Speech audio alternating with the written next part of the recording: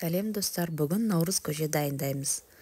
Ең алдымен наурыз көже дайындауға бізге қыстан қалған осындай қазы, сүрленген еттерімізді, жаямызды шығарамыз.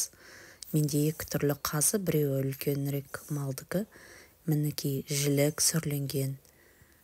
Барлығын мінекей үлкен ыдысымызға саламыз. Менде мұнда 20 литрлік кастрюля. Барлығын әдемілеп салып, ең алдымен етімізді жақсылап салқын суға жуып аламыз. Мен жуып алдым. Одан кейін ғана барып сорпасы мөлдір әдемі болу үшін мінекей осылай рет-ретімен біздің ыдысымызға саламыз. Біреу қазанға пісіреді далада, енді бізде далада қазан болмағандықтан үйде пісіреміз. Енді салқын суымызды еттің бетін толықтай жабатындай қылып құямыз.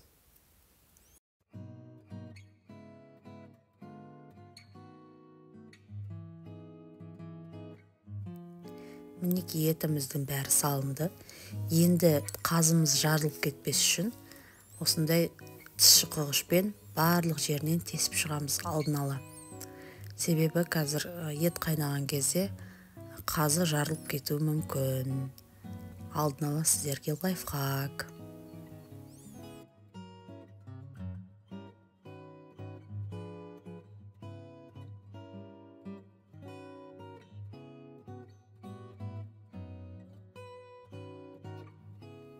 Енді бізге қажет 2 кесе күріш, 2 кесе гречка алдым, және де мұнда менде 5 кесе перловка. Сіздер бидай қоссаңыздар болады.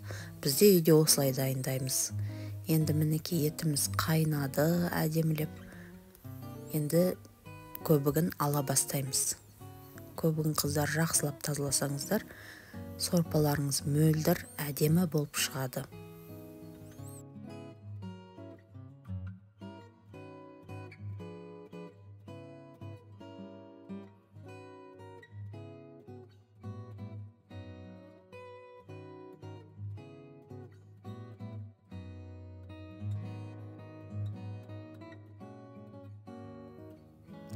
Мінекей етіміз даяр болып қалды, өте әдемі қайнап жатыр. Бағанағы міне перловкамды мен су құйып газға қосып пісіріп алдым. Арғы жақ табақта да менде қарта мен қарын бар. Енді қамырын дайындаймыз. Сорпасын алып, керегінше бір жұмыртқа қосып, нан илейміз қыздар. Нанды қатты илемеңіздер, орташа илей берсеңіздер болады. Енді қамырымыз дайын. Қамырымызды тындыруға қоямыз. Етіміз міне әдемі болып пісті. Жұп-жұмсақ болып. Енді түсіреміз барлығын. Міне көрдіңіздер, қазы жарылмай әдемі болып пісті.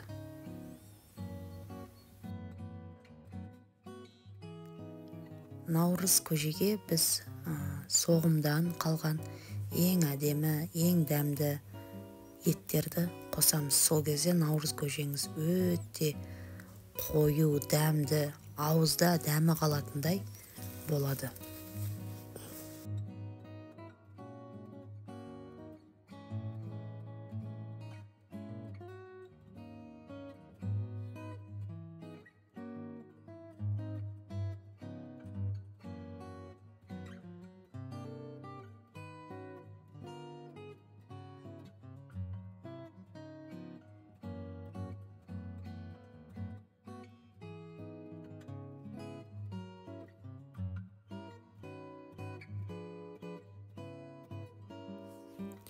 Мінекей енді өзіміз дайындаған перловкамызды қосамыз. Мен мұнда перловканың барлығын қосқан жоқпын. Керегінше ғана қоюланғанша ғана қостым, себебі әлі күрішім бар, және де гречкам бар қосатын. Сіздер араластырып отырып қоюлығын көріп аласыздар. Мінекей қайнады, күрішімді де салып алдым мен.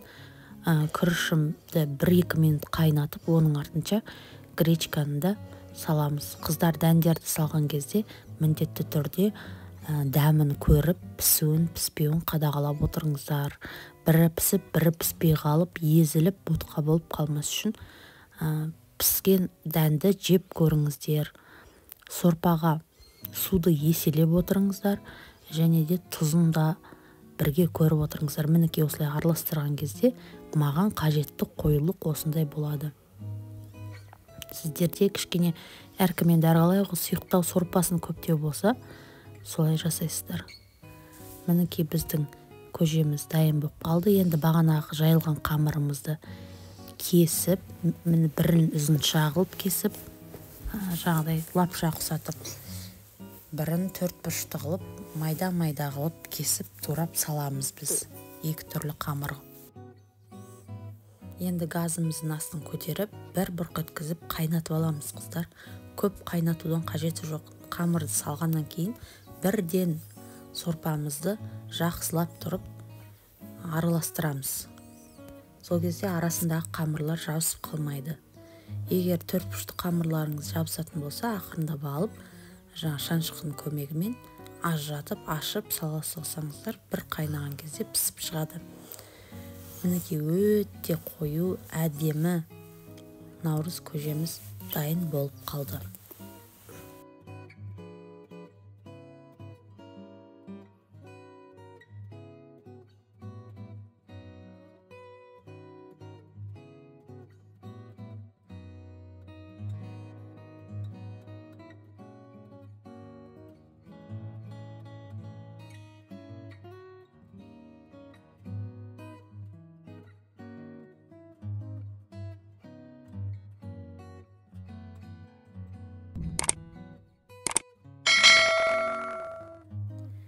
Қыздар, міне наурыз көжеміз дайын болды.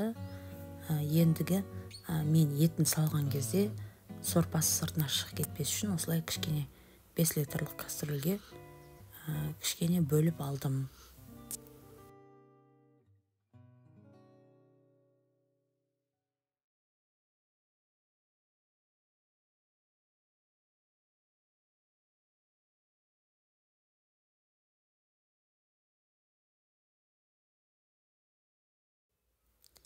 Ендігі дайын болған наурыз көжеміздің ішіне туралған жаңағы сүрленген етімізді, қазымызды, қартамызды, жаямызды әдемілеп тұрып, қарынымызды барлығын саламыз.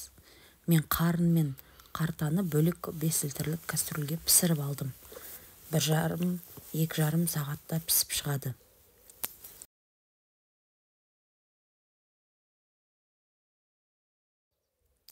Мінекей барлық етті салдық, қыздар. Енді араластырып, дәміне қарай тұзында салсаңыздар болады. Кейбір адамдар татымды тұзы жақсы көреді, кейбіреулер сәл орташа тұзды жақсы көреді. Себебі наурыз көжеге құрт қосады, қатық қосады, айран қосады. Енді дәмі енді сөзбен айтып жеткізерлік те емес. Бұл жылына бір келетін дәм ғой. Өте дәмді болды, қою болды. Міне қараңыздар. Қою, дәмді сондай. Енді бізде үйдегі бар нәрсемен осылай жасаймыз наурыз көжені. Сіздерге де маған да ас болсын, жасап көріңіздер, достар.